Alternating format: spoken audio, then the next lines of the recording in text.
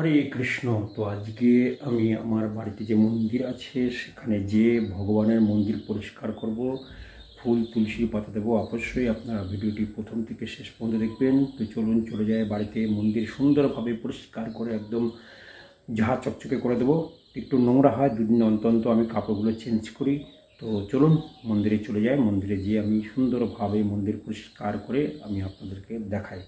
তো চলুন, অবশ্যই চ্যানেলটিকে সাবস্ক্রাইব করবেন, বেল আইকনে ক্লিক করবেন। হরে কৃষ্ণ। আজকে মন্দিরের সব জিনিস তুলে পরিষ্কার করব। তো কীভাবে করি সেটা আপনাদের দেখাবো। সব সরিয়ে দেবো। তো পুরো পরিষ্কার করে দিয়েছি। গঙ্গা জল দিয়ে পরিষ্কার করবো। গঙ্গা জল ছিটিয়ে দেবো সব জায়গায়। পুরো মন্দির পরিষ্কার।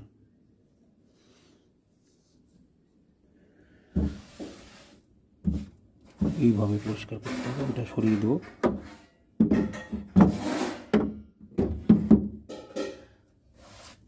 সুন্দর করে পরিষ্কার করে নেব মন্দির।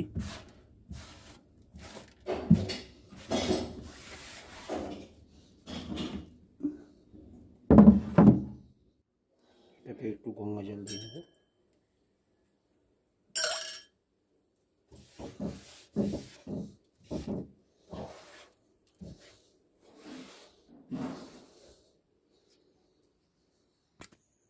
পরিষ্কার হয়ে গেছে। এবার কাপড়গুলো সুন্দর করে বিছিয়ে দেবো। সুন্দর কাপড়। তো কাপড় বিছানো হয়ে গেছে। সুন্দরভাবে কাপড় বিছিয়ে দিয়েছি। উপরের মন্দিরটা এবার পরিষ্কার করব।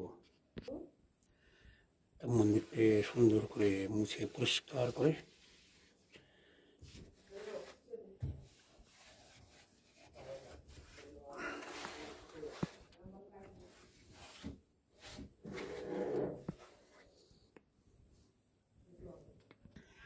পিছনে যে কাপড়টা আছে এটা হচ্ছে প্লাস্টিকের, এটা চেঞ্জ করে দেবো। দিয়ে সুন্দরভাবে অন্য কাপড় দেবো আমি এর উপরে। পিছনে একটা ব্যাকগ্রাউন্ড লাগিয়ে দিয়ে সুন্দর করে দেখছেন চকচকে কাপড়। এবার ভগবানকে স্থাপন করব।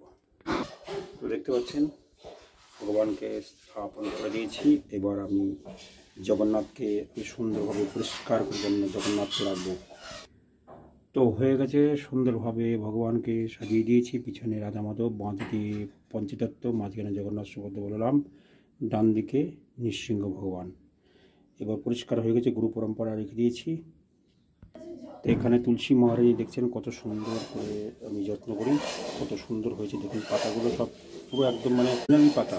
অরিজিনাল কি অরিজিনালি পাতা। সুন্দর করে আপনি 4-5টা টব রাখবেন। ভগবানের পাশে আমি রেখেছি অবশ্যই। এবার আমি আপনাদেরকে তুলসী পাতা ফুল দেব। তুলসী পাতা দেখুন কত সুন্দর। এটা বড় বাজার থেকে নিয়ে এসেছিলাম। সুন্দর তুলসীর পাতা। আস্তে আস্তে তুলসীর পাতাগুলো এবার বাছবো সুন্দর করে বেছে বেছে। যেগুলো সোজা সেগুলো রাখবার, বাদ বাকিগুলো যেগুলো আছে সেগুলো নৃসিংহ ভগবানকে নিবেদন করব। এইভাবে সুন্দর সুন্দর তুলসীর পাতা বেছে আপনি ভগবানকে দেবেন। এই যে দেখুন সোজা একদম কত সুন্দর। এইভাবে তুলসীর পাতা আপনারা বেছে ভগবানকে দেবেন।